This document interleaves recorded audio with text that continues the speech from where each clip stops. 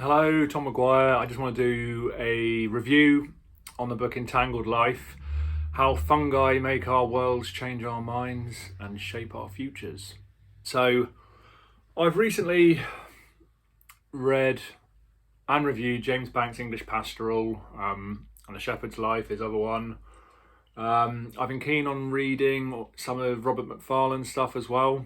And when you look at these books, when you kind of research them and things, you often get other suggestions coming up. And Entangled Life was one of the ones that came up alongside some of James Rebank's stuff. And then I saw it in Audible as well, being pushed as a new book that could be interesting. And I also read and reviewed a book a little while ago called Shoot for the Moon. And in that, he talks about kind of breaking bad habits, or breaking old habits, actually, more to the point, as a way to kind of challenge ourselves and kind of help ourselves kind of grow and develop. And so one of the things he sort of says is, you might try to read a book that you don't think you'll like, or watch a film you don't think you'll like, or let your partner drive if you normally drive, or do a different exercise regime, or whatever it is, just to kind of change things up and kind of change those habits that you're getting into. So I thought, yeah, fair enough. I'm gonna listen to a book that I don't think I'll like very much. But I kind of cheated, really, because although initially I sort of thought it's about fungus and mushrooms, that's going to be really boring, it didn't take long before I kind of thought, well, actually, if it's popular and it's new and it's written by someone intelligent enough, then actually that could be quite interesting. So I kind of talked myself round to it, and in the end it was kind of a waste of time because it was just a really interesting book, basically. But I did have my own little problems with it along the way, which I'll talk about in this review. But basically, the gist of the review is, if you don't listen to any more of me rambling on, is that it's a really good book. Get out there, buy it, give it a listen, give it a read. It's a subject that most of us, if we're honest, don't know very much about, and actually it's really, really fascinating that fungus and mushrooms are so, and lichen as well actually, are so significant a part of life here on Earth, and are actually really key and important to how we kind of do things and achieve things in the future as well. It really got my imagination firing, actually. And if you look up Merlin Sheldrake as well, who's the author, he also narrates it. He's done a few videos on YouTube. His dad was an author as well, Rupert Sheldrake. He wrote a book. So Rupert Sheldrake, his father, wrote a book called Dogs That Know When Their Owners Are Coming Home. He's basically a researcher in the field of parapsychology. And he's kind of considered to be one of these sort of, I don't know what the word is really, out there sort of scientists who a lot of other scientists but sort of rubbished a little bit in the past, because parapsychology is obviously considered to be something that's a bit kind of spooky and goes against science, I suppose. And I just find that really interesting in itself, I think, because particularly when we're talking about personal development, which we do on this channel, that's what this channel is about. I think we need people to push the boundaries, and it's all very well kind of going along with what science has already discovered. But actually, if you're someone like Arthur C. Clarke, for example, one of his quotes was that any sufficiently advanced technology is indistinguishable from magic. And I really like that. And he was really, really good at predicting the future and kind of saying how things were going to be, and he was very accurate. And so when you hear about someone like Rupert Sheldrake coming out with this stuff that might be a bit wacky and a bit against kind of science, just think, you don't completely write it off. Maybe there is some truth in there, even if he hasn't necessarily hit it spot on. So I find that really interesting. So I intend to do a bit more research on him. And I kind of got the feeling that Merlin Sheldrake in this book is kind of influenced a bit by his dad, which I'm sure he probably, I don't know that, I'm just guessing that from some of the stuff that he sort of says in the book. There's a lot of kind of talk about what fungus could potentially do for us in the future. I won't give any spoilers necessarily, because there's so much information and stuff in here, but it would kind of ruin the book, really. That, and I can't remember it well enough, so I would probably end up misquoting or saying something that was kind of wrong scientifically, and I don't really want to do that.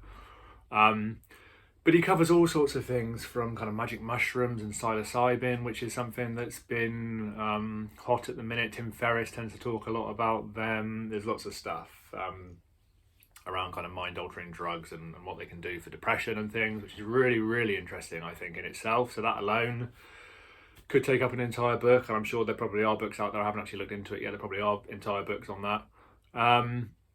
He kind of weaves in some really interesting stories. So there's a place called Haddon Hall, which had a rotting floor, and there was kind of an old stone oven, I think, that was found to have fungus in it. And apparently the kind of I don't know if I'm using the right word here, but the roots or the network part of the fungus had reached all the way, quite a long way away, to feed off the rotting floor, and was just living there in the oven. So that was kind of fascinating in itself, and that's been used. Interestingly, I looked up Haddon Hall.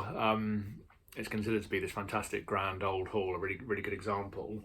And it was used in the Princess Bride film in 1986, which I remember seeing as a kid. I haven't actually seen it since I was a kid, but I remember really loving watching that with my friends. Also, the BBC's adaptation of The Silver Chair in 1990. I loved those as well as a kid growing up. I loved the C.S. Lewis stuff. The BBC's versions were brilliant. I thought a little bit tacky in a way, but they were really good. Yeah, they were never quite as good as kind of the Box of Delights and things like that, but they were good. Look the Box of Delights up, it's brilliant. So fungi live everywhere.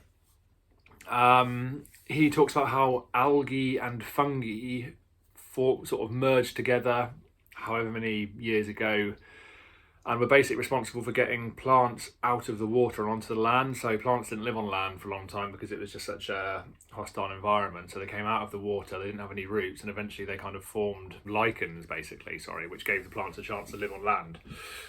See, I'm not very accurate with this stuff. I haven't really retained all the information because there's so much in there. It's a bit kind of above my scientific ability, really, but it's just so interesting.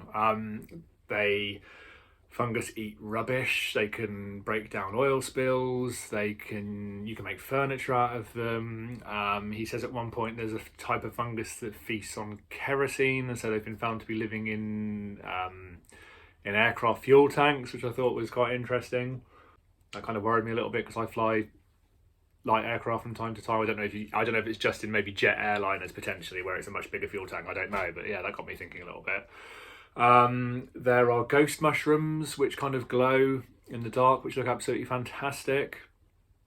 All sorts of stuff. If you look him up on YouTube, Merlin Sheldrake, he tells the story of when he was at when he was at Cambridge or visiting Cambridge. I think he certainly went to Cambridge, and he talks about the story of Newton when the apple dropped from the tree, and how I remember my sister telling me this one because my sister went to Cambridge as well and did maths there, the nut job.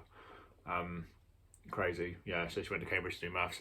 I remember her telling me the story as well, that there's a tree there that's supposed to be the apple tree that the apple fell from, that gave Newton the idea of gravity, basically. They reckon that isn't actually necessarily a true story, but they say that if it was a true story, that would have been the most likely contender to be the tree, and Merlin Sheldrake talked about that. And that's just a nice little story, actually. I don't remember that being in the book. Forgive me if it is, but I don't think it was, because I heard that afterwards and thought that should have been in the book. But anyway, so that's pretty interesting as well. And he goes on to talking about how he made cider out of those apples. Apparently they were quite bitter tasting, not very pleasant. He was told not to take them because they needed to be there for the tourists to see them, so they could tell them that it was the tree that was supposed to have been there when Newton found out about gravity, discovered gravity, invented gravity, whatever you want to say, accurately or not. And they were told that he was told they were bitter apples, and he stole them in the night, basically. He made cider out of them, and he said that it was lovely. It had a really nice taste to it, and obviously cider alcohol is fermented through yeast, and so yeah, really interesting.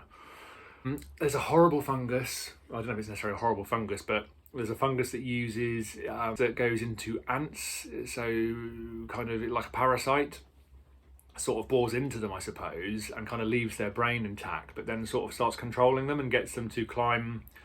Again, I'm not completely accurate on this, but roughly gets them to climb a plant, bite onto the plant, and then the rest of the fungus, whatever part it is, can go out and then eat the plant, digest the plant. So it's really manipulating nature, which I found quite scary. And obviously with the psilocybins and things as well, they talk about how man discovered that, and actually it was probably that we saw other animals kind of digesting them and behaving strangely. And is it because fungus deliberately try to manipulate animal minds and human minds to do things, to spread the spores necessarily, I suppose, to move them around? So really fascinating. Really goes quite deep, really gets you thinking. So there's something called the Wood Wide Web as well, where basically the network is so kind of vast that trees are supposed to be able to understand what other trees are doing. So the kind of fungus and they're not roots, they're called something else. I'll edit it in afterwards. They're kind of going so far underground that it's all kind of connected, and the signals can be passed through them and things. Yeah, absolutely fascinating. And that kind of brings me really to the idea of kind of interdependence, so that we are all kind of really reliant. We know now that we're reliant on nature. You know, we rely on nature for lots of different things. But this book really kind of adds a different level to that and kind of makes you realise that fungus, lichens, all those things are a massive, massive part of that, and actually a part that we don't really know a great deal about, or if we do know much about them, then most of us, the average person, doesn't really kind of acknowledge they exist even, you know. Massive networks underground, will grow anywhere, decompose things. A possible solution for lots of problems that we're likely to face in the future. So yeah, I do recommend this book. Coming to the downside for me of the audiobook, I thought Merlin Sheldrake's got a great voice. He's very unique and distinctive, and it's great to hear the narrator. It's great to hear the author narrating their own book. I always like that. And like I said, I didn't have a problem with his voice. It was, well, I sort of did. I just found the way he spoke a little bit too dreamy and kind of almost sent me to sleep, basically. I sort of feel as though subconsciously, however interesting a book like this is, most people are going to subconsciously have something in their head thinking this is going to be boring because it's about fungus, and I probably did. And so having it narrated in a way that was very slow and kind of dreamy didn't help with that. I think there were times when I potentially switched off a little bit. I had to go back and go over it again. So it's one of those ones that's grown on me, though. You know, would I necessarily change it for someone else? Because I think you can't beat having the author narrate their own book, so probably not. But that was the only thing that I felt at the time was a little bit of a shame. But yeah, would you change it? Probably not. So it's a really good book. It's really interesting. It's something really unique.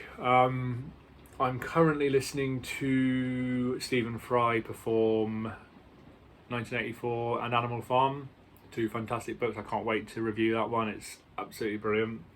I also read 10 Drugs not long ago, so I need to review that one very soon as well. I might review that one again this week. So yeah, plenty of stuff that I need to do, but fantastic books, all brilliant books. Please like it, please keep liking, please keep subscribing, really appreciate it. And I look forward to speaking again soon. Cheers.